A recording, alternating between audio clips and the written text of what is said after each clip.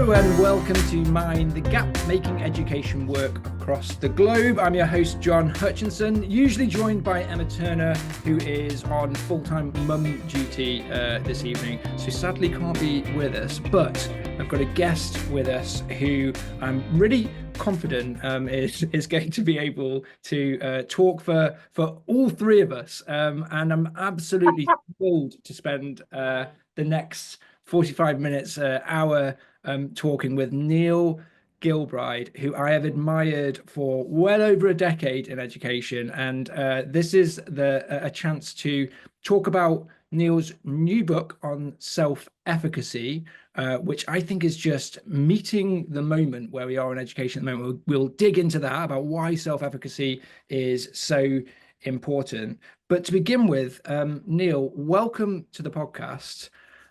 Could you talk a little bit about your relationship to education? Because it seems like you've had about 4 or 5 different lives in terms of the way that you've interacted with education in different ways throughout your career. Can you talk a bit about how your relationship with education has changed over the course of your life? Oh my gosh. First of all, that's really generous of you, Jon. And just to say it's absolutely mutual. Like I'm really can't wait for the next 45 minutes, hour, just to talk together and see what comes out of it. I'm really excited. So thank you for inviting me. Oh gosh, where to start? So I'll say the start, and then something that I hope has been at least consistent throughout the kind of different surface features of roles, responsibilities that I've followed. It all started when I was 16 and I started volunteering at a play scheme. That play scheme ran play scheme opportunities for children and with multiple learning disabilities in the West Midlands. And that started a idea around working with children and finding that a deeply rewarding and intellectually engaging passion. Like it wasn't just fun, it was also I was curious about how we can do the best by the children in our care. When I went on to university, I became very interested in the biology of development, psychology of development, and from there, in my roles of practice, whether that's been as a childline counsellor, governor, teacher, parent support worker, and then moving into kind of academic roles, so working in higher education, now coming to work at Ambition Institute. I think the thing that I've been really fascinated by and has been consistent is it's just different forms of help. And being ultimately fascinated by how humans grow and develop throughout the lifespan and how we can use the environment, whether that's our classrooms, our schools, our play schemes, our interactions, just our interactions with other humans to provide that space of growth, of human growth, of feeling that we can do something about the circumstances we're in. We can take decisions that shape and influence our lives. And ultimately, whether it's been as a play scheme worker or, as a lecturer, I'd hope one of the things that's been consistent is trying to do something to help people to feel they can make those decisions for themselves, their communities, and how we can get to the real nub of that as to how we help people get there, the real developmental questions that underlie it. I think that's been consistent for me across those different roles. And so I've always seen education for me as that kind of deeper aspect of development. So when I was a science teacher, I was interested in, teaching about the cell and teaching about physics. Yeah, absolutely. But not just the content knowledge itself, but what could that content knowledge unlock in terms of a deeper developmental aspect to them, whether that's supporting with something like reading or writing or numeracy, but also the kind of how we can handle things like ambiguity or something that doesn't doesn't fit into a box. Yeah, I think that's probably been the consistent thing across the different roles of whether it's been academic and thinking about how we bring ideas and develop ideas and research to help people to do that, help practitioners to do that, and help leaders to do that. Also, as a practitioner, being hands-on myself. That I love that kind of curiosity and remembering that in the classroom, in a play scheme, in an earlier setting, there are these kind of tiny little minds that are on this kind of journey of making sense of the world and themselves, and our role in kind of shaping that and sort of being along for that journey. I read that this, it's just reminded me recently, I was reading like an update on Bronfenbrenner's socio-ecological model, and the kind of there was this quote, I'll read it out, that Bronfenbrenner gives, about complaining about some of the research on development with children. He said it's the science of the strange behavior of children in strange situations with strange adults for the briefest possible periods of time, because so much of this is kind of done in a laboratory where you invite one kid with a couple of strange adults for 6 minutes to kind of do this experiment. And what you were talking about there was it sounds like you just embracing that it's much messier than that, beautifully messier than that kind of developmental journey and all of those different kind of environmental factors. That's fascinating, that's what you're fascinated by, and how what as well, I'm really glad that you brought to that is how intellectually stimulating and rewarding that is. 'Cause that's often missed out with teaching, isn't it? We focus on the care aspect perhaps, or the moral aspect, but the intellectual, the kind of like the intellectual reward that you get from it. I think so, and I think I'd say for adults as well. Like I'm like this lifespan thing, because the idea that that journey stops at 21, oh gosh, no! Like we know from the adult development literature that adults continue to progress in how they learn to embrace complexity over the course of their life, but there's always something going on, and I don't think we can talk about whether time in schools or whether we have the space to observe and to engage in that, and just to ask the question of what's going, like going out into the playground and just watching play, just watching it because it's interesting, it's fascinating. Like it's fascinating, they're creating their own games, their own rules, the kind of social contract between all these people have created out of sticks and some muddy weather, mud out of mud and sticks. Muddy weather, mud flies down from the sky, but and there needs to be time and space to just do that and just watch, and watch what happens when adults are in a group. And actually, there's always something going on. There's always something beyond the surface, beyond what people are saying and what they're doing and why, and even if they know they're doing and why. So. Yeah, I think it is, if we can give the time and the space, be deeply intellectually, it can feed a real intellectual curiosity. Like it's just watching. Yeah, it's fascinating stuff. And Neil, how do you I'm trying to get to your own self-concept of, I don't know about you. I found it very hard because I'm not in the classroom anymore, and I'm not in schools anymore, and I found it very hard to kind of define myself of like, what do I do now? And you've been a teacher, you've been an academic, you focused on leadership and sort of like ego and these sort of like fascinating aspects of leadership. You have done teacher training and worked with sort of like early career teachers. How do you define yourself now? Is that an easy thing to do? Do you think, yeah, this is me and this is what I do? What do you, when you introduce yourselves to people at dinner parties, what do you say?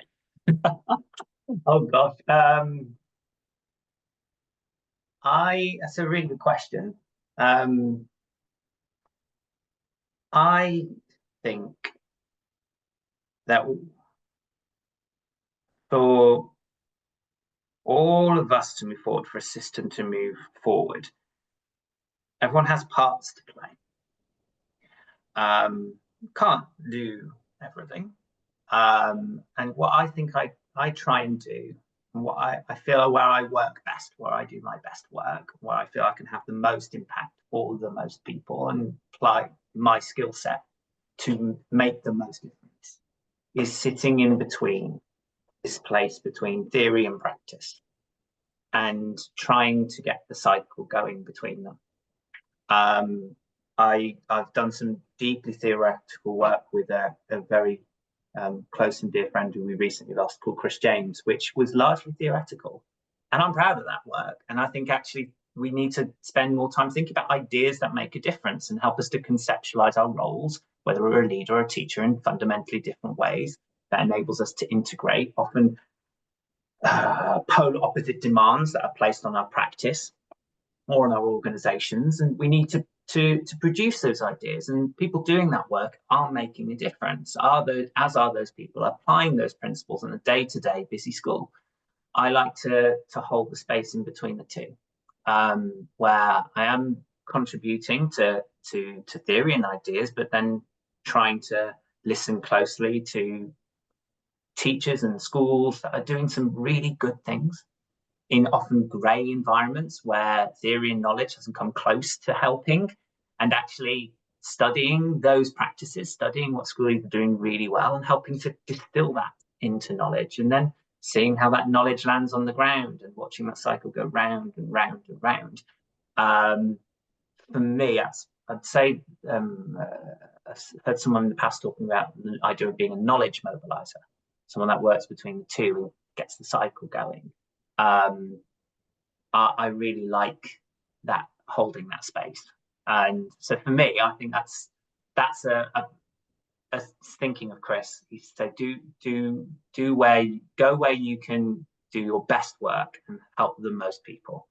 And for me, holding that middle space is something which I hope I'm doing an okay job at, and want to keep getting better and bringing ideas into the sector that can help us shift and think about our roles and the way we work in different ways, and equally also bringing ideas through from what I'm seeing in practice and turn that into ideas and knowledge that we can share more widely.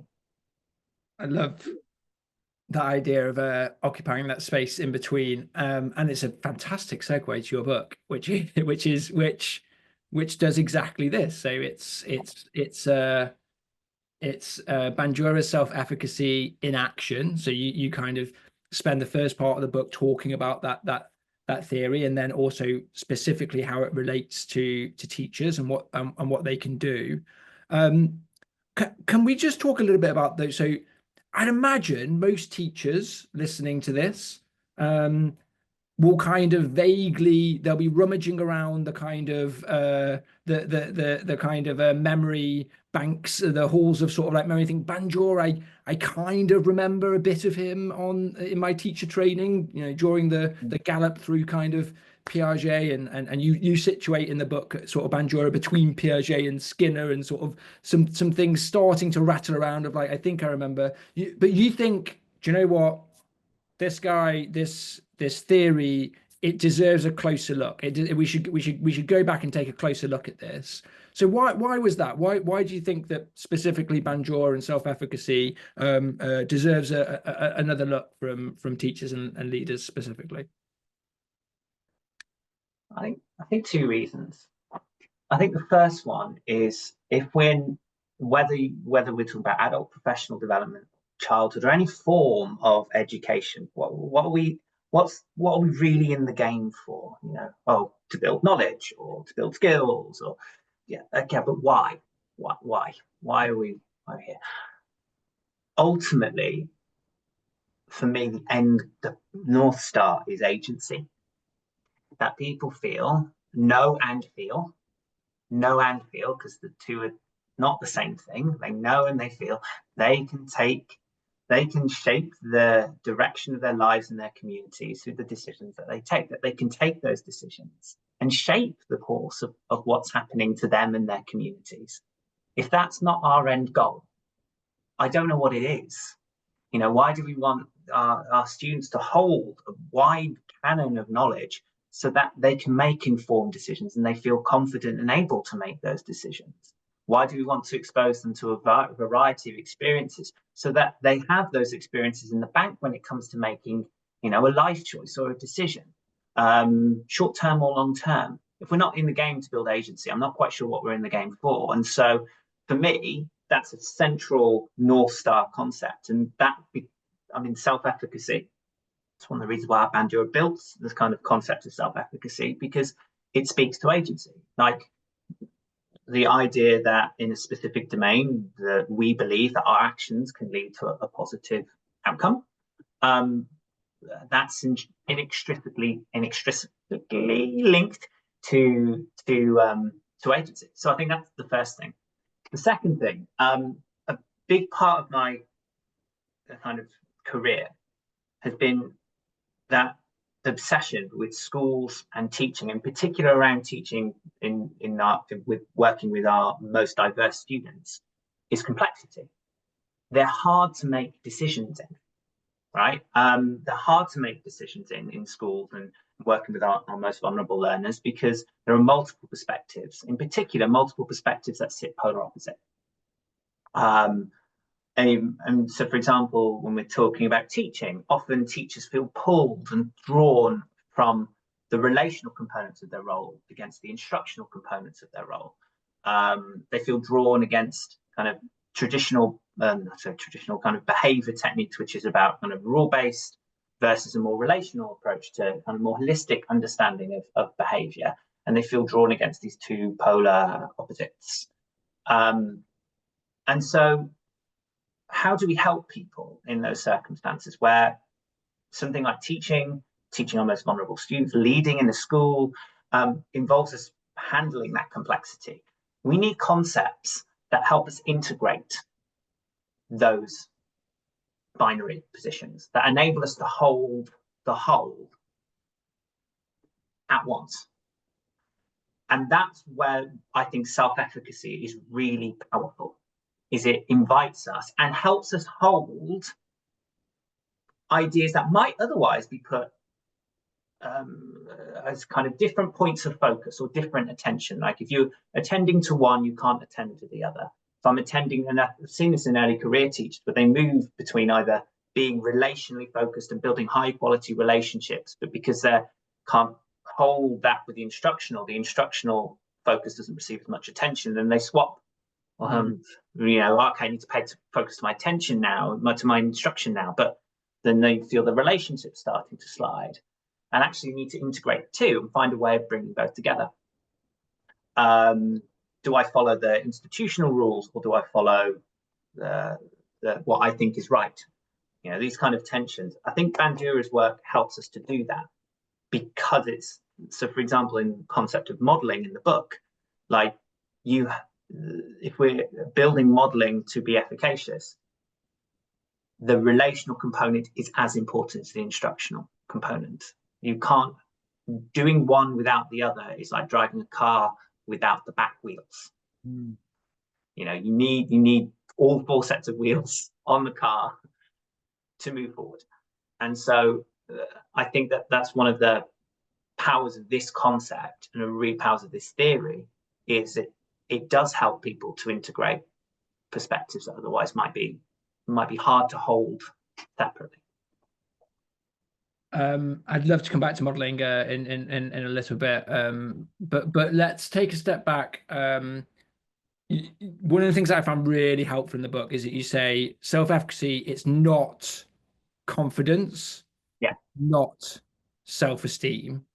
And I think that I probably was muddling those ideas in my head before I read this book. So what could you give your kind of like one sentence, two sentences, like what do we mean when we say self-efficacy? What do we mean by this? Yeah, of course. So self-efficacy, it's I want to make sure I'm aligned to my book and I don't just go the self-efficacy is the belief that our actions in a specific domain will yield a positive outcome, that I can act and it will lead to something that is positive against a kind of an outcome or a metric. So if my brakes fail, to what extent do I feel I can exert the actions on the brakes that will yield the positive result, i.e. I've fixed my brakes. Critically, the kind of concept of domain is really important. Like, the self-efficacy is tied to the specific domain that we're talking about.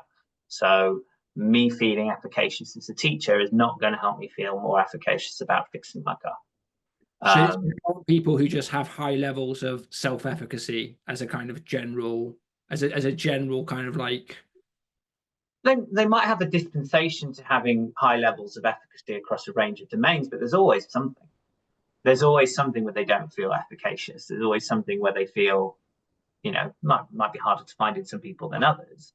And this is where it is, the hardest aspects about psychology is we take concepts and put them in a little box, and we very rarely show the interactions between all of them. And so, there will no doubt be some links between how one conceptualizes themselves as an individual, their self-esteem, and their dispensation toward evaluating a situation as particularly efficacious or not. Absolutely. But it is recognizing them as distinct and separate. But that's, I think, one of the hardest things in talking psychology generally, is when you focus so much on one domain, you forget that these are connected to lots of other different ones as well. But that's why I guess that's why it's important for teachers not to that kind of little box, not to put kids in little boxes of just because a kid might have high self-efficacy when it comes to a writing lesson doesn't mean necessarily that they'll have high self-efficacy when they're doing an art lesson later on, or other areas, right?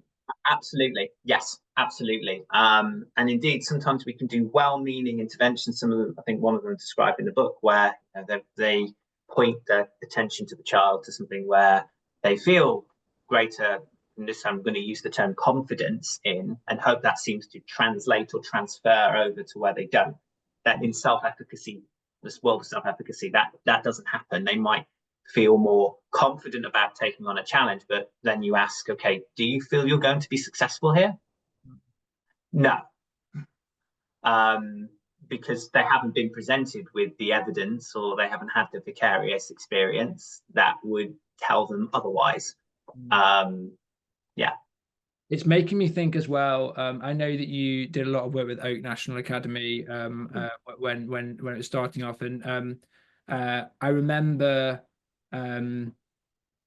David Thomas, who was leading a lot of the educational aspects, talking about with all of the staff who were making videos of just the absolute critical importance of like the first 3 minutes of the video lessons that we were making, because essentially, if, as you say, the kind of the vicarious experiences, and especially those initial ones, if the first thing they do is a quiz where they get all the questions wrong, if the first thing that we introduce is a really complicated concept or idea that they don't really feel like they can follow, you just annihilate self-efficacy like right at the start, right?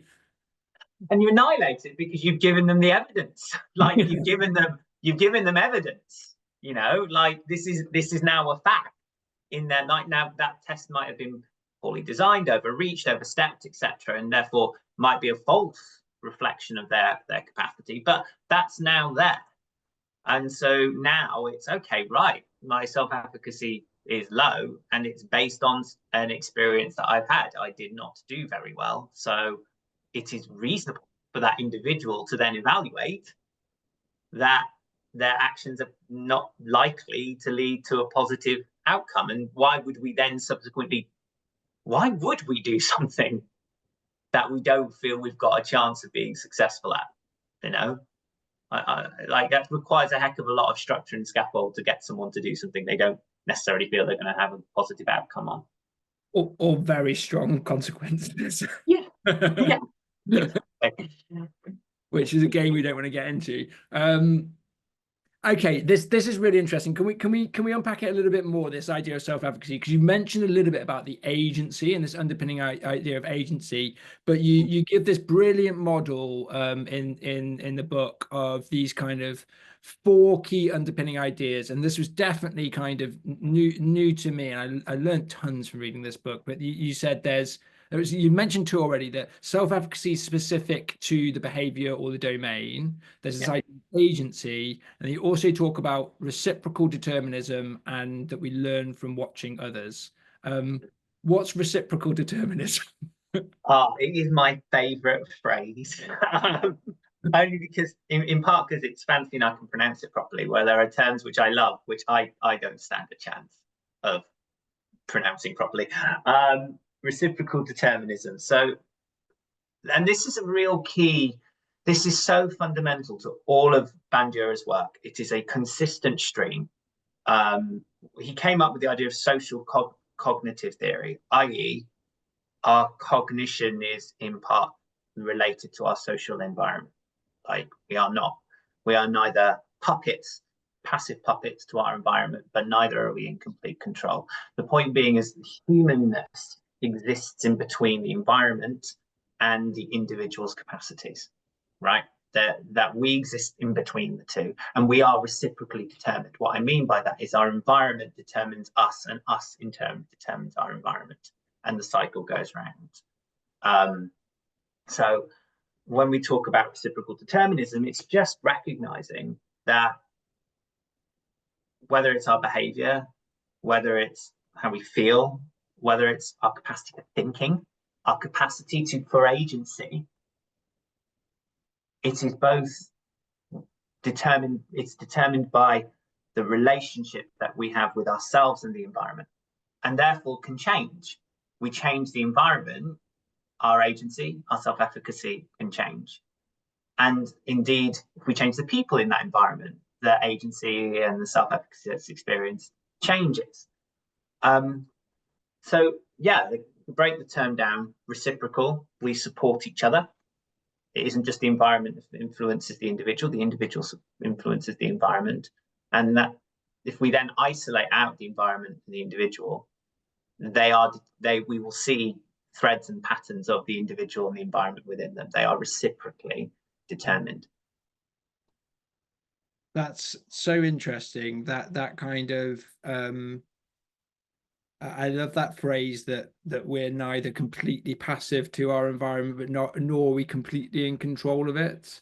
And it's also making me think for teachers as well, the how intentionally you design the environment and everything in it. Yes, absolutely. And that for me is, I mean, to go back to the idea of when we're handling something complex, we need concepts that hold what could be considered polar opposites, the environment and the individual.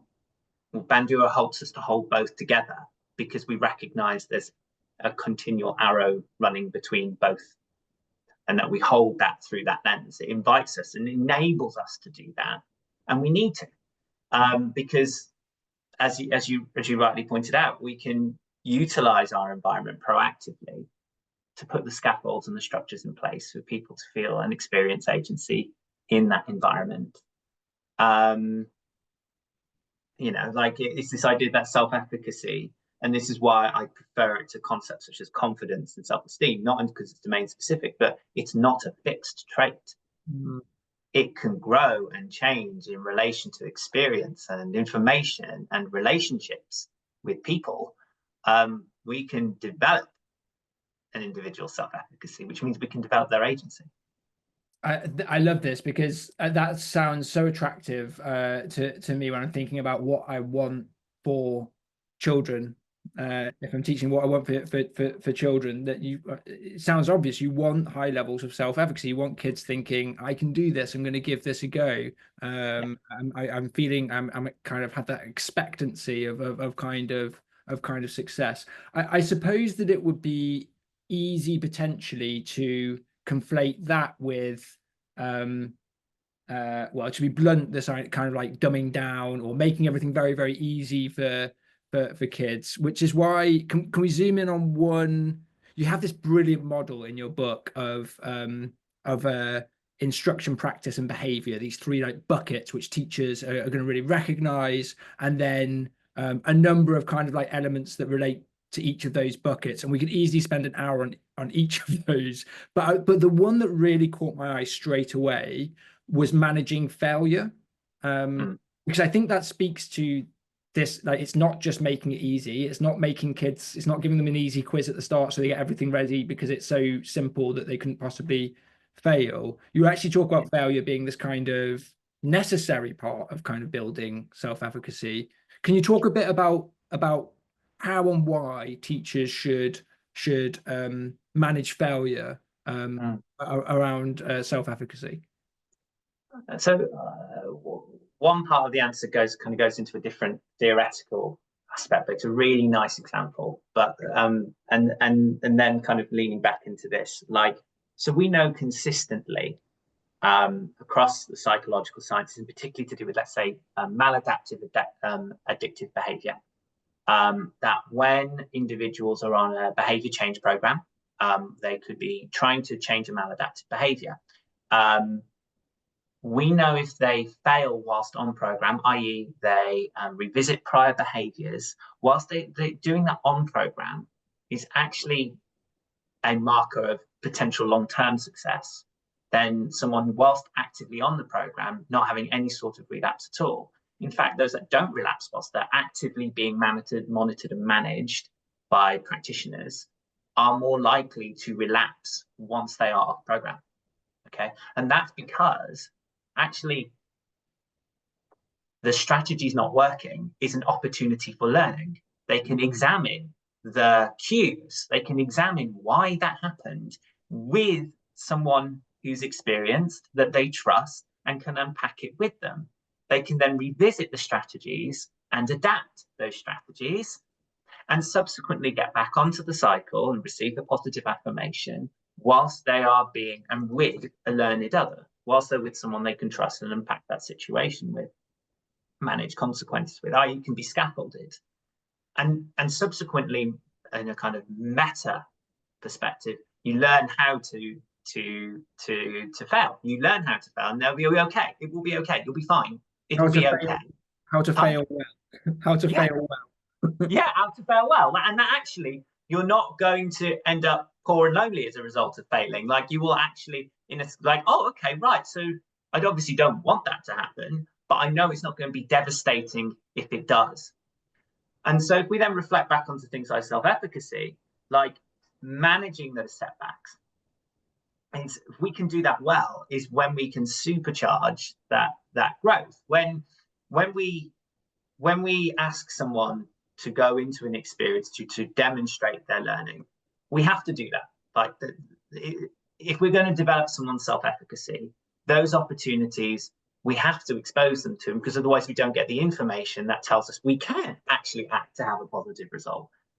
And so the consequence of that, when it's not so positive, when it's not so positive, when it's not the outcome they were hoping for, if we need them to act again, we need them to act so that they can get that evidence and they can confirm, they can recall their learning, etc., etc. And so how we manage that process becomes really important, both long-term in terms of the kind of how they then revisit failure as a process of learning, but also in terms of giving them the information they need to actually get to that outcome that they desire, and to unlock the gap between what they're feeling right now and what they want to feel going forward. And I think we often look at that from a relational, emotive perspective, rather than that's a technical skill to manage someone's expectations around a failure or a setback. Like, we want to be there for them emotively, but we then don't marry that up with the how to help them do that emotional journey, to go through that, but then actually come to what's really going to help them in the long run, which is what are the next step, the baby goals you need to take, the next step that we can get you to feel, building that the momentum to feeling you can have a positive outcome. And that part of that is kind of, okay, right, we're not going to think about this big goal. We're going to go tiny, tiny goal, tiny steps. And that was a really critical part of Bandura's work, was when we talk about positive outcome, we can change the size of the outcome. And that's what builds momentum. And then I think a misconception, the application of people's work that I've seen in kind of looking at examples in this book, is sometimes they've gone, right, I'm going to set this outcome. It's this big one over here. Reduce it right down. You know, we talk about this in chunking in terms of cognitive load, but it's also in terms of the self-efficacy. Like, the outcome can be small, and we can build that sequentially over time. That's okay. That's opened a can of worms in lots of different directions, because you still see in here, right? For example, I go into a secondary classroom, I see a kid in year 9, maybe even in year 8, and I see sometimes on the front of the book, sometimes in the back of the book, grade 5, grade 7. And you sort of say, what's this here? And they say, oh, that's what I'm going to get in my, that's why I hope to get my maths GCSE in 4 years' time, or in 3 years' time. Which I guess would be an example of that goal that's kind of 3 years away, and you've got to learn 3 years worth of content in between now and then. And in terms of that feedback loop of kind of self-efficacy, it's quite difficult to think, like, that loop is very, very large. You're going to find when you open your brown envelope whether or not you kind of did it or didn't. Absolutely. And so you're saying that something that we can do to build self-efficacy is to break down to almost micro goals and give the pupils the time and space to evaluate those accurately, and then make a plan on the back of that. Is that correct? Absolutely. Like, I think that is absolutely a brilliant example of how we can take something that we do and just structure it slightly differently, and it's helping to hit that self-efficacy goal. Like, setting those goals in a way that enables them to experience success, a meaningful success. Not that we can go, oh, well done, you tried really hard on that one. No, that actually, that gives them an experience where they've achieved something, and then you can take them back and go, these were the specific actions you took that led to that goal. These were the specific actions you took that led to that goal. Because if we think about self-efficacy, it's about that my actions will yield a positive result. I could get a positive result, but if no one sits down and explains to me the specific actions that they took to achieve that goal, it won't raise self-efficacy. We need to be able to link our steps, our actions, the things we did, to the thing we achieved. That's what raises self-efficacy. And so shortening that goal to a manageable chunk not only means that then you're removing the high stakes, you know, at the end of the year, oh, I feel I can't go do it. Well, then you've got a whole year to wait before you can actually build your efficacy again, get information like that will challenge that perspective. You shorten that goal. Not only does it prevent that from happening, also makes it far easier to attach the actions. I did this, and that's what led to the outcome. And that locus of control being within the child. Yes. And yeah, because if I fail my end of year exam and somebody sits down and says, what went wrong here, the answer is, well, take a seat. about 150 things went wrong along the way. It's very difficult to kind of pinpoint like which ones contributed to that the most. It's certainly too late to do anything about them. Yeah, exactly. And then it's so far away, so far removed from that experience. I can't remember doing it. Like, if I can't remember doing, I can't remember doing that, then that's not meaningful. I don't know I did it. Like, and therefore, is that going to, if there's something that I can't remember doing, I'm not quite sure I did it, is that then going to influence how I evaluate whether or not my actions are going to lead to a positive result? Probably not. I need to feel like I need to know and feel that I did that for it to raise my self-efficacy. And so I'm so glad you said about locus of control, because it is having the conversation of, no, it wasn't luck. It wasn't happenstance. It wasn't a really great teacher. It was the actions that you undertook. And so there is that link between self-efficacy and locus of control, where we're trying to demonstrate those actions actually, leading to an outcome which they then subsequently believe is the case, and that's self-efficacy. So that's one specific thing that teachers can do tomorrow, which and the book's full of these. Like there's this good, really chunky kind of like very well broken down sort of like theory section, and then there's this like clear action of you can make goals smaller for pupils. You can be explicit, really explicit with them about why those goals were either met or not met, and help them to constantly be sort of evaluating in that way. I'd like to switch to one other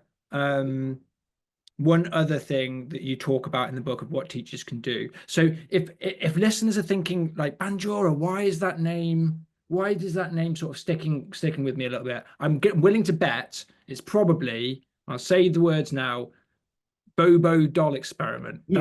That's probably what he was the Bobo doll experiment. Can you tell us a little bit about the Bobo doll experiment? Yeah, in every podcast he talked in that he did, particularly in the last 5 years, he talked about his experience being at the airport, and someone said, "Were you the Bobo doll guy?" And so essentially his work, and this is where the kind of idea of we learn through watching others, like that to us might not be revolutionary.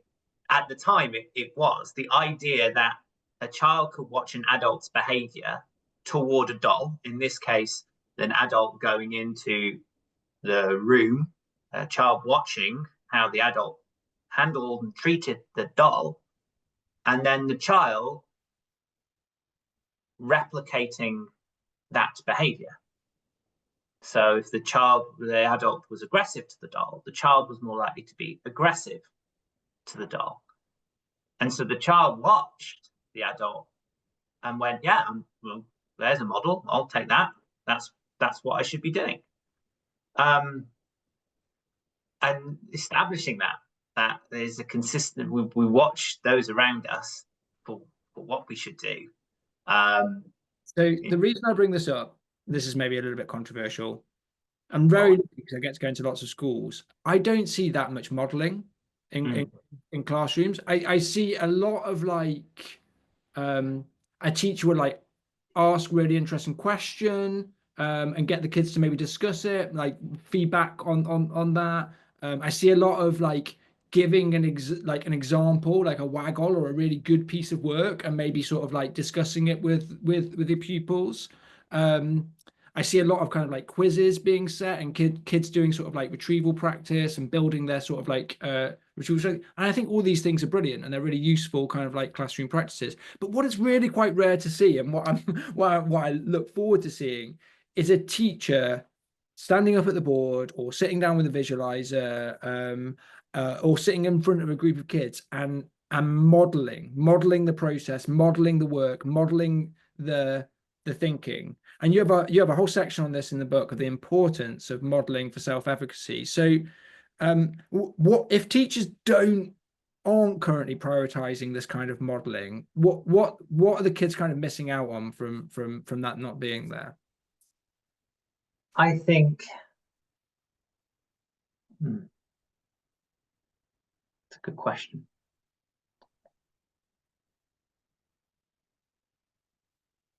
If we're not doing modeling at all, period, we are taking the screwdrivers out of our tool set and just leaving them at home.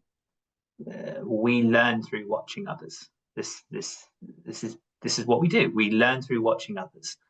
And so if we're not proactively thinking hard about using our capacity to share knowledge and ways of being and working, that could lead to a positive outcome, then we we're just not using one of the most powerful weapons in our arsenal. Like, we're not using one of the powerful tools in our toolbox. We're not pulling on a mechanism of which we learn. Yes, we do learn through our own actions, our own experimentation. Yes, absolutely, we do. We do learn from social cue and reward and sanction behavior. Yeah, we do. We also learn through watching others. And what we learn from that is not just what to do, but can I engage? Can I, as a student, produce a positive result, a positive outcome?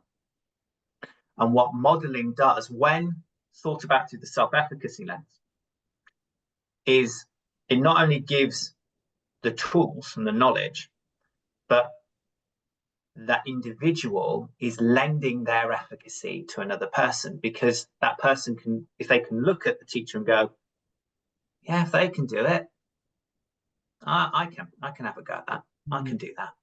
There was nothing there that seemed like it. I mean, there are sometimes you're watching like professional sports players and you think you can watch it and you think, yeah, I can watch that dive, I can watch that diver all day long. I'm still not getting close to that. But you're saying, Yeah. I love this phrase, they can lend their efficacy. If modeled well, then kids will look at it and they'll think there was nothing there that is beyond me. There was nothing there that I think that's just completely ridiculous that I might be able to write a sentence with 3 clauses in that way. Yeah.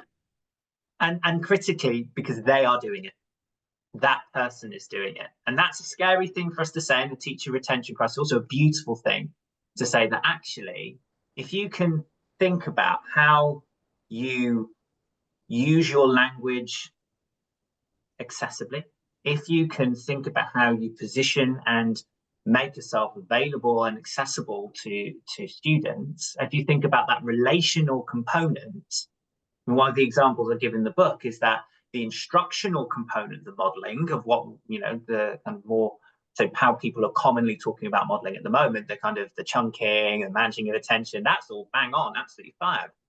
But the teacher hadn't considered that this is a hard topic and this is this teacher's new to the class.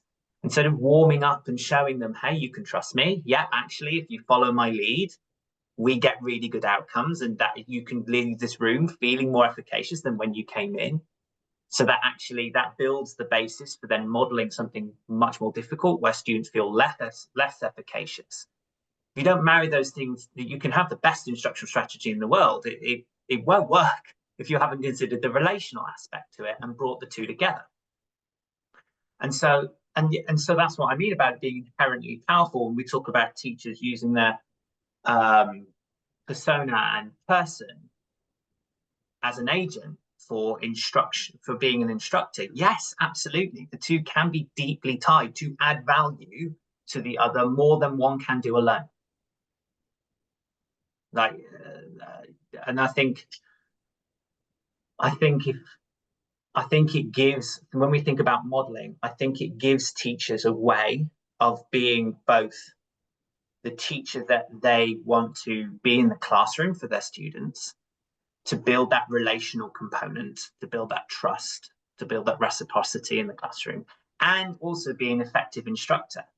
And I think it helps. As I said, when we're told to, when we're forced sometimes to think, do I follow this instructional thing, or do I, am I a teacher into my own classroom? Well, self-efficacy brings both together, because we can't take the human out of it. Because it's the human aspect that also helps them to feel, I can look at that, yeah, okay, I can do that, I can have a go at that, rather than something which is so instructionally brilliant and beautiful, they look at it and go, yeah, but that person's brilliant, I can't do that, I can't do that. Like when we, as NQTs are taken to watch the most experienced teacher, and we come out leaving terrified because they were so brilliant and wonderful, we can go, I could never do that. I could never do that. The diver, watching the diver, I could never do that. It's too brilliant, it's too finesse. There's things going on here that I can't see. And I don't know if I can relate to that person enough to be able to see myself in them and go, yes, I can do that too. It's reminding me of, I spoke to Peter Fonagy, who was the CEO of the Anna Freud Center, psychiatrist and developmental psychologist, professor at UCL. And he talks about this importance of, he frames it as epistemic trust, of teachers building epistemic trust around how it is a knowledge business, like learning, schools, education, it is a knowledge business. That's why we design schools. But that what you just described reminds me really closely of him, of what he was talking about, of kids, especially teenagers. They need to have this, I am interested in you. I'm interested in you, and I'm interested in you doing well at this. Mm. And I will help you to do well at this. That's what I need to do. Yeah. And this is how. Yes, absolutely. And I think that's where, if we see something, this is why I genuinely think sometimes some ideas help us, just the idea. We think about the idea and then translating that to action. Yes, absolutely. But sometimes the idea as well helps us to reflect upon our actions, because they give us a lens, a set of glasses. That means we view the situation in a different way as a result of understanding them. And I think some of the lenses Bandura's self-efficacy theory lends us means that we then review how we perceive those situations and those circumstances and help bring those different aspects together so they don't feel at war. If I'm spending so much time on my instructional strategy, okay, well, I've not got time to think about how I develop those relationships. Whereas I think if you're using the self-efficacy lens, you're trying to hold both together at the same time. And that's a good, I think, for everything you've just described, is why it's such an important thing. We're almost out of time, but I have one last question for you, Yeah. which is an unfair question, maybe, but I'm going to ask it anyway. Did you, writing a book like this on self-efficacy, on failure, on thinking about like what you can and can't do, did you lie at night at sort of 2 o'clock in the, what did it make you think about yourself? Basically, did it make you turn the mirror onto yourself? What did you learn about yourself writing this book? Two things. I'm really grateful for this question. I think two things. I think the first one, there are some wonderful practitioners, thinkers, people out there that are trying to hold this middle space. And the reason this kind of between knowledge and practice, and I think the reason it's really scary sometimes is because you could annoy both parts at the same time through just doing one thing. You could either go too low on the theory, and that means you lose or miss theoretical nuance that a pure theorist might be frustrated about. And I get that, someone who's a pure theorist in complexity theory. I feel I've had that expression. I felt that frustration. And indeed, if you're too high and not translating into concrete examples enough, practitioners get frustrated because they don't know the knowing doing gap is too big. And so for me, like, it was a real experience of how to bring those two worlds together in a really in a way that teachers will actually pick up and read. As someone so close to the theory, as someone so close to the kind of applications of it, I didn't want to let either side down. But I wanted to do something that's powerful. I can almost imagine because you've got science teacher Neil in your head, or on one shoulder, and then academic Neil on the other shoulder, and those two people constantly evaluating, oh, you're dumbing this down a little bit too much, there's not enough nuance there, and this is completely useless to me as a teacher. It's so rarefied. But the other thing I have to say, I lost a very dear friend of mine, mentor, supervisor, Professor Chris James, very recently, and I couldn't stop but think how much of these structures, and as a PhD student, PhD supervisor, but as also just a man, as a good person, how he created the conditions and the environment for me to feel efficacious and to have a go at doing something incredibly difficult and challenging. And from someone who first in family background, dyslexic, parent at the time, still parent, but parent young children at the time. Like, I had many reasons to doubt my ability, and so and now I feel relatively efficacious at what I do. And I'd say a large component of it was to him. So I'd say I've also experienced through his mentorship, guardianship, supervision, experience of just being around him, being exposed to these strategies as well. So yeah, it's both in giving me kind of tools for thought around my role as someone who wants to occupy the space between theory and practice, but also to be grateful for those individuals, those special individuals who just provide this way of thinking and structures and how they interact with people. What a legacy for Professor Chris James. What a legacy that's passed on to you. That was very moving. We're out of time. We could spend another day unpicking each of these aspects of this book. It is brilliant. I drank it up in almost one sitting, and it's a book that teachers can definitely go back to and back to and back to in terms of each of those different elements of behavior and instruction. And I can imagine working on one area for kind of a couple of weeks or a month, and then sort of like moving on to another one. Neil, where if people want to hear more from you, learn more from you, get in touch with you, they can buy Bandura's Self-Efficacy in Action from all good and bad bookstores. But where would they find you? Oh gosh, where do they find me? They can find me on X and Blue Sky. You're more than welcome to always just drop me a direct message. Yeah, they can find me there. And they can go to my website, neilgilbride.co.uk, where my contact details are there as well. And yeah, and I'm sure I'm on LinkedIn as well. But whatever platform, just drop us a message. I'd love to hear how you disagree with the book, where you challenge and where you take it further in kind of a 2.0 version, where what you feel is helping you move your practice forward. Would love to have a conversation. Neil, this has been an absolute treat. I knew it would be. So much in there in that conversation that I know that teachers will find both challenging, sort of validating, and thought-provoking. So thanks so much for writing this book, and thank you very much for this conversation. Real pleasure. Thank you. Really enjoyed it.